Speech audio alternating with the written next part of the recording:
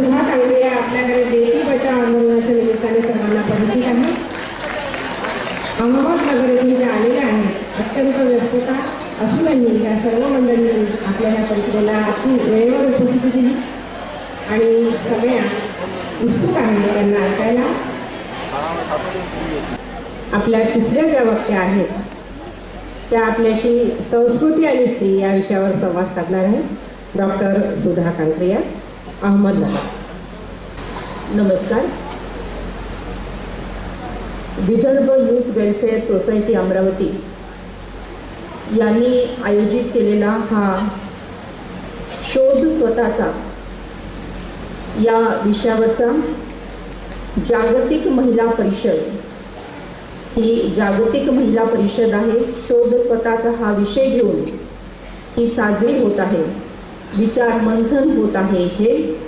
आणि त्यातला माझ्या सहकारी असणाऱ्या व्यासपीठावर आदरणीय भिडेताई, अग्रवालताई, सबानेताई आणि संयोजिका शोभाताई.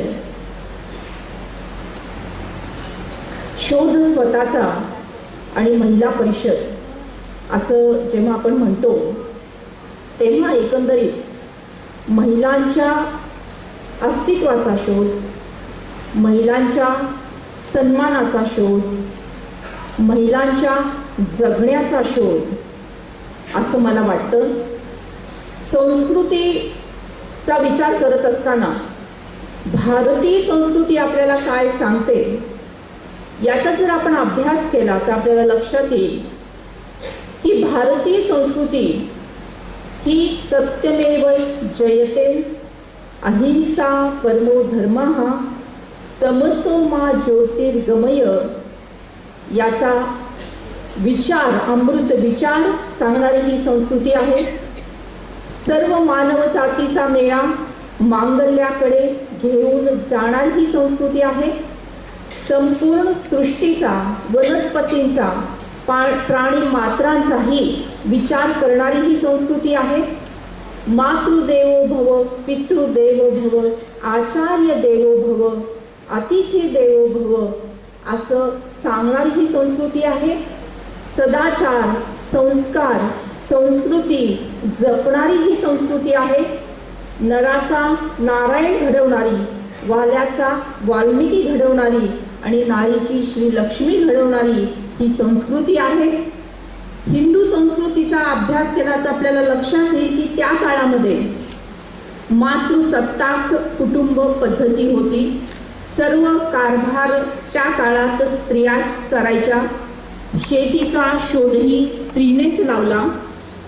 16व्या शतकात आपण आलो तर मा जिजाऊंच्या आईने एक नवस बोलला होता की माझ्या पोटी मुलगी जन्माला येऊ दे, कन्या रत्न जन्माला येऊ दे.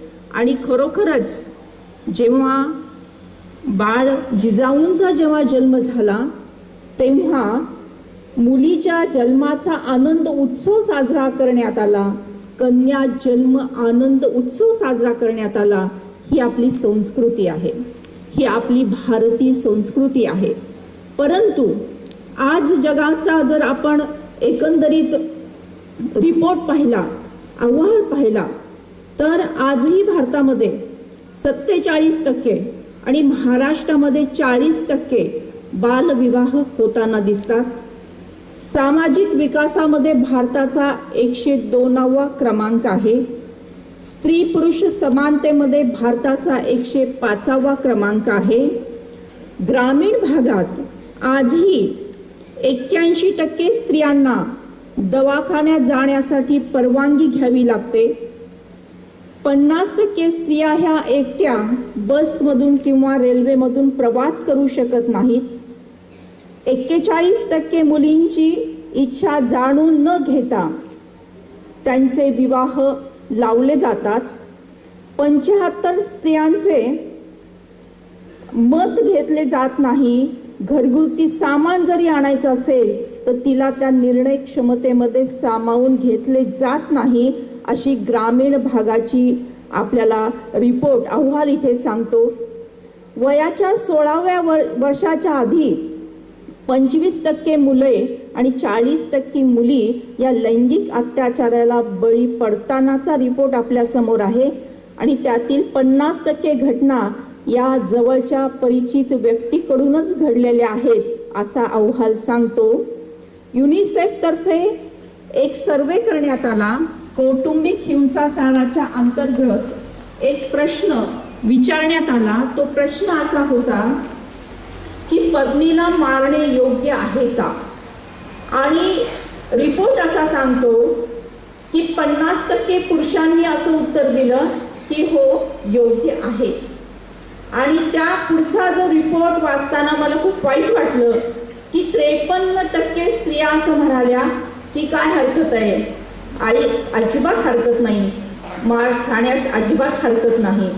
असं हे एक विकृत रिपोर्ट आपल्या समोर आहे.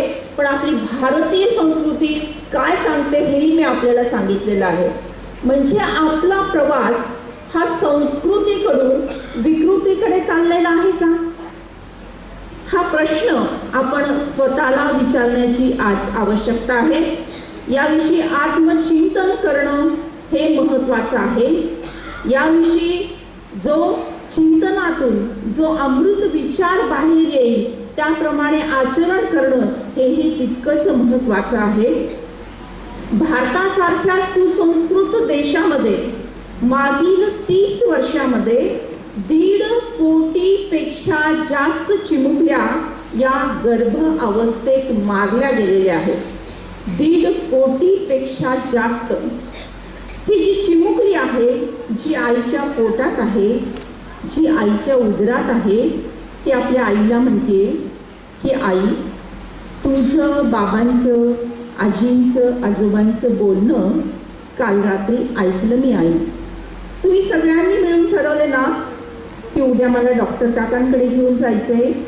नको ग आई, नको असं करू नको ग, मला डॉक्टर काकांकडे घेऊन जाऊ नको ग आई, मला डॉक्टर काकांची खूप खूप भीती वाटते ग.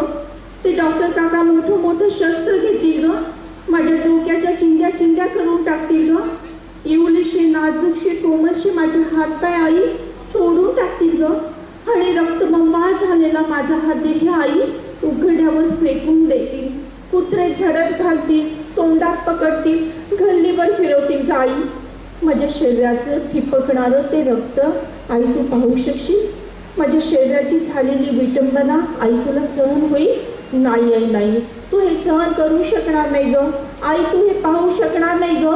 नको आई नको, असं करू नको ग, मला मारू नको ग, मी तुला कसलाही त्रास देणार नाही ग, कुठलाही हट्ट मी करणार नाही ग आई, मला तुझ्या मांडीवर खेळायचंय ग, आजी आजोबांच्या गोष्टी ऐकायच्या, तुझं पोट पकडायचंय, बाबांचं पोट पकडायचंय, शाळेमध्ये जायचंय, खूप खूप शिकायचंय ग आई मला.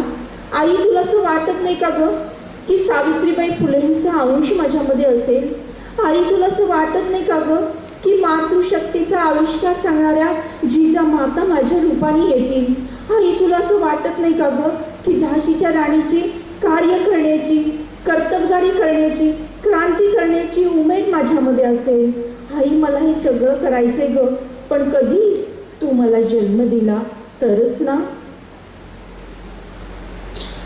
वेळ नाही गेली अजून हाक देते मी तुला, वेळ नाही गेली अजून हाक देते मी तुला, खुडू नको कळी आई, खुडू नको कळी आई, देश घडवायचा आहे मला, देश घडवायचा आहे मला. अशी आजची हाक ही चिमुकली आपल्याला देत आहे. आणि या हाकेला ओ देत असताना आपण विचार केला पाहिजे की असं म्हटलं जातं की कुठल्याही देशाचं संस्कृती याचं तोलमापन असं कशा प्रकारे केलं जातं, कुठल्याही देशाचं भविष्य हे कसं मोजलं जातं, तर स्त्रियांचे स्थान या समाजामध्ये काय आहे यावरून देशाची संस्कृती समजली जाते. असं म्हणतात की या देशामध्ये, या समाजामध्ये स्त्रियांचं स्थान काय आहे यावरून देशाची संस्कृती समजली जाते. तर या संस्कृतीचा आपल्याला विचार करावा लागेल, आत्मचिंतन करावं लागेल आणि आपण कुठे चाललेलो आहोत याचाही आपल्याला अभ्यास करावा लागेल. ज्या देशातील तरुणांच्या डोळ्यामध्ये कुठली स्वप्न आहे किंवा त्यांच्या ओठावर कुठलं गीत आहे त्यावर देशाची संस्कृती ठरते असं स्वामी विवेकानंदांनी सांगितलेलं होतं. आपला भारत देश हा तरुणांचा देश आहे आणि म्हणून आपल्या तरुणांवर कुठल्या प्रकारचे संस्कार आज होत आहेत, आपला तरुण वर्ग कुठल्या दिशेला आज जात आहे यासाठी सुद्धा आत्मचिंतन करून सकारात्मक पावलं उचलण्याची आज आपल्याला गरज आहे. आपली शेवटी असंच म्हणेन की हमसे है जमाना हम जमाने से नहीं, हमसे है जमाना हम जमाने से नाही. यासाठी स्त्रीचं अस्तित्व टिकलं पाहिजे. तिचा जगण्याला अत्यंत आनंदपूर्वक जगण्याची तिला संधी मिळाली पाहिजे. तिला घरोघरी सन्मान मिळाला पाहिजे आणि स्त्री भ्रूण हत्या 100% ताबडतोब कायमस्वरूपी बंद झाल्या पाहिजे. हा प्रश्न हा केवळ स्त्रियांचा प्रश्न नाहीये किंवा ही लढाई ही केवळ स्त्री विरुद्ध पुरुषांची लढाई नाहीये किंवा पुरुषांविरुद्ध स्त्रीची लढाई नाहीये, तर हा प्रश्न हा एकूण समाजाचा प्रश्न आहे. आणि ही लढाई स्त्री विरुद्ध पुरुषांची किंवा पुरुषांविरुद्ध स्त्रियांची नसून ही लढाई विकृती विरुद्ध संस्कृतीची लढाई आहे. विकृती विरुद्ध संस्कृतीची लढाई आहे आणि या लढाईमध्ये आपण सगळेजण एकत्र काम करूयात आणि परत एकदा भारतीय संस्कृतीचं जे काही प्रतिबिंब आहे प्रत्येकाच्या आचरणामध्ये हृदयामध्ये उमटे याची काळजी आपण घेऊयात. माझ्या शेवटच्या टप्प्यावर मी आलेली आहे आणि आपण या निमित्ताने या जागतिक महिला परिषद शोध स्वतःचा या जागतिक परिषदेमध्ये आपण एक संकल्प करूयात, दृढ निश्चय करूयात, एक प्रतिज्ञा करूयात, एक शपथ घेऊयात आणि त्यासाठी मी आपल्या सगळ्यांना प्रार्थना करेन की कृपया आपण 1 मिनिटासाठी आपल्या जागेवर उभं राहा. भारत माझा देश आहे, सारे भारतीय माझे बांधव आहेत. माझ्या या देशात स्त्री पुरुष समानता नांदावी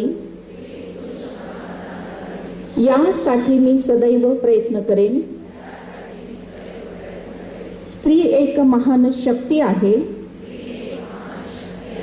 ती अनंत काळची माता आहे. मुलगा वंशाचा दिवा असेल तर मुलगी वंशाची पणती आहे. तिचा आदर सन्मान मनापासून करणे हे माझे कर्तव्य आहे. मी हुंडा देणार नाही, मी हुंडा घेणार नाही, मी स्त्री भ्रूण हत्या करणार नाही, करू देणार नाही. मी स्त्री जन्माचे स्वागत करेन, त्याविषयी जनजागृती करेन अशी प्रतिज्ञा आज जागतिक महिला परिषदेच्या निमित्ताने आम्ही घेत आहोत. हात खाली घ्यायचा आहे आणि भारत मातेचा सन्मान हात वर करून उंच आवाजात करायचे. भारत माता की वंदे. धन्यवाद. Thank you very much.